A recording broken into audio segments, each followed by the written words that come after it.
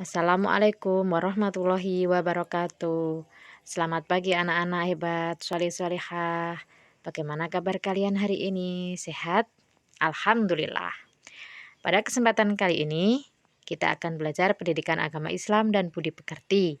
Pelajaran 3 dengan tema Aku Anak Soleh. Sebelum belajar, marilah kita berdoa terlebih dahulu supaya Allah memberikan kemudahan kita dalam belajar. A'udzu billahi minasyaitonir rajim.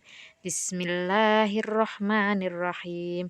Rabbi zidni ilma warzuqni fahma waj'alni minas sholihin. Amin. Sikap anak soleh yang akan kita pelajari hari ini yaitu jujur, amanah, hormat dan patuh kepada orang tua dan guru, santun dan menghargai teman. Yang pertama yaitu jujur. Anak yang jujur pasti disayang Allah. Jujur dalam bahasa Arab disebut as-sidqu atau sidik yang artinya benar, nyata atau berkata benar. Lawan dari kata sidik adalah al-kadzib atau kizib yang artinya dusta. Berlaku jujur di mana saja, kapan saja. Sikap jujur harus kita biasakan sejak kecil. Macam-macam jujur ada 3, yaitu jujur dalam niat, yaitu hanya diniatkan kepada Allah. Jujur dalam perkataan atau lisan, yaitu apa yang kita ucapkan harus sesuai dengan kenyataan yang ada. Jujur dalam perbuatan, antara perbuatan dan perkataan harus sama dan sesuai. Jujur adalah petunjuk jalan menuju ke surga, sedangkan dusta adalah petunjuk menuju jalan ke neraka.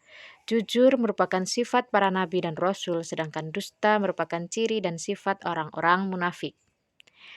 Bagaimana ciri-ciri orang munafik? Ya, ciri orang munafik ada 3. Jika berkata dusta, jika dipercaya berkhianat, dan jika berjanji mengingkari. Kejujuran akan menciptakan ketenangan hati, kedamaian, keselamatan, kesejahteraan, dan kenikmatan lahir dan batin, baik di dunia maupun di akhirat. Sedangkan kebohongan menimbulkan kegelisahan, konflik, kekacauan, kesengsaraan, baik lahir dan batin di dunia maupun di akhirat. Manfaat berperilaku jujur yaitu hati akan menjadi tentram, permasalahan akan segera selesai, dipercaya orang lain, dan kita terbiasa dengan perilaku terpuji. Itu tadi kita bahas tentang jujur. Selanjutnya kita bahas tentang amanah. Amanah berasal dari kata amuna ya'munu amanan amanatan yang berarti jujur atau dapat dipercaya. Amanah juga dapat diartikan sesuatu yang dipercayakan atau titipan. Lawan dari amanah adalah berkhianat.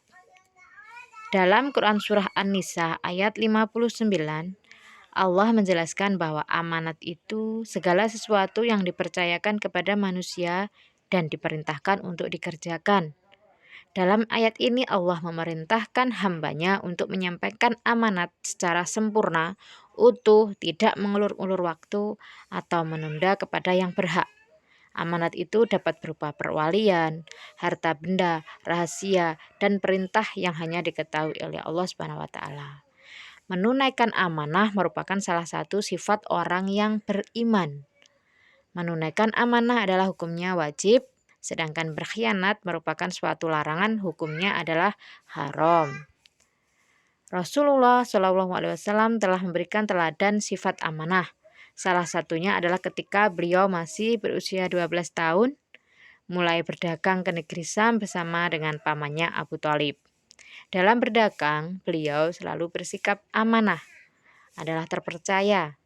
Barang dagangan yang dititipkan kepadanya dijaga dengan baik. Karena sifat kejujurannya, beliau mendapat gelar Al-Amin, artinya orang yang dapat dipercaya.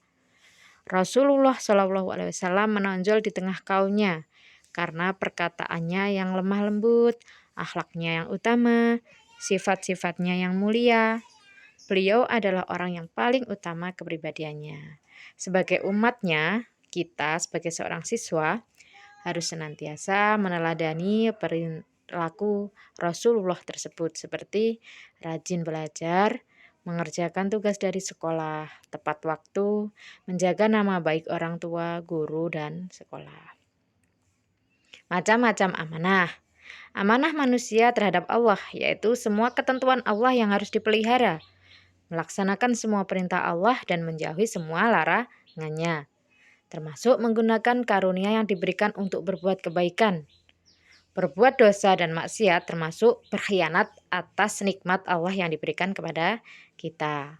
Yang kedua, amanah manusia kepada orang lain. Contohnya adalah mengembalikan titipan kepada yang berhak, tidak menipu dan berlaku curang, menjaga aib orang lain.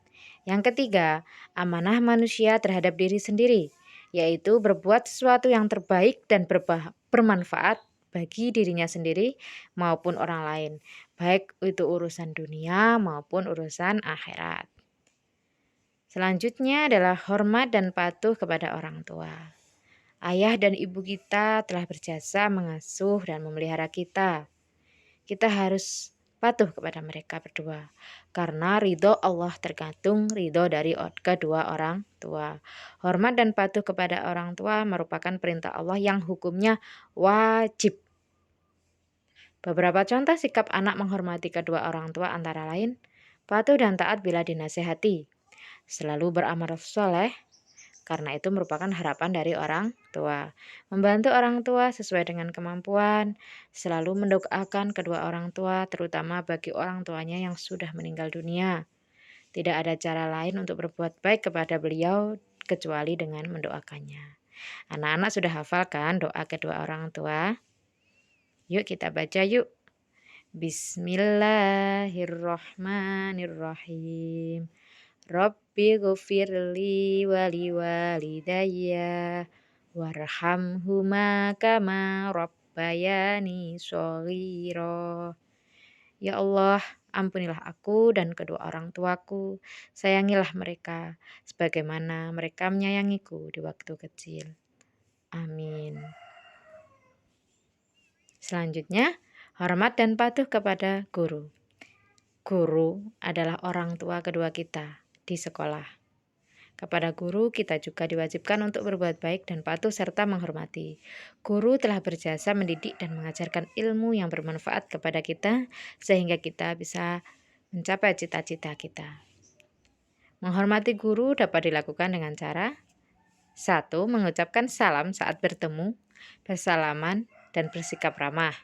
Mengerjakan tugas yang diberikan oleh Bapak Ibu Guru, mendengarkan dan menaati nasihat dari Bapak Ibu Guru, berbicara dengan sopan kepada Bapak dan Ibu Guru, memperhatikan saat guru memberikan penjelasan pembelajaran di kelas. Selanjutnya, santun dan menghargai teman.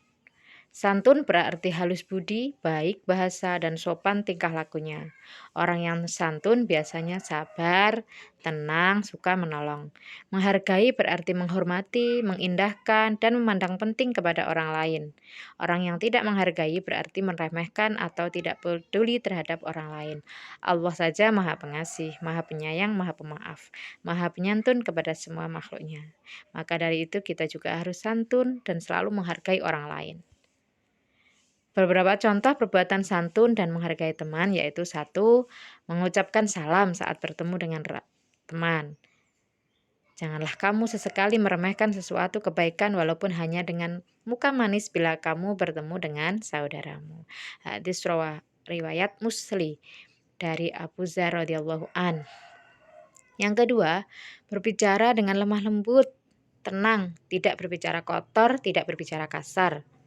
3. Peduli terhadap kondisi teman dan suka menolong jika mereka dalam kesulitan dan membutuhkan bantuan. Berteman tanpa pilih kasih atau pandang bulu. Tidak mencela dengan perkataan yang buruk atau membuli. Selalu rendah hati. Mengucapkan terima kasih jika sudah diberi bantuan. Meminta maaf jika melakukan kesalahan. Tidak mengambil hak orang lain. Dan memberikan ucapan selamat dan doa kebaikan. Baiklah, demikian contoh yang bisa dilakukan dalam berbuat santun dan menghargai teman. Sampai di sini pelajaran kita hari ini. Aku anak soleh, insya Allah kita semua, kalian semua bisa menjadi anak yang sholih, sholihah, kebanggaan orang tua. Amin ya robbal alamin. Alhamdulillahirabbil alamin. Terima kasih. Wassalamualaikum warahmatullahi wabarakatuh.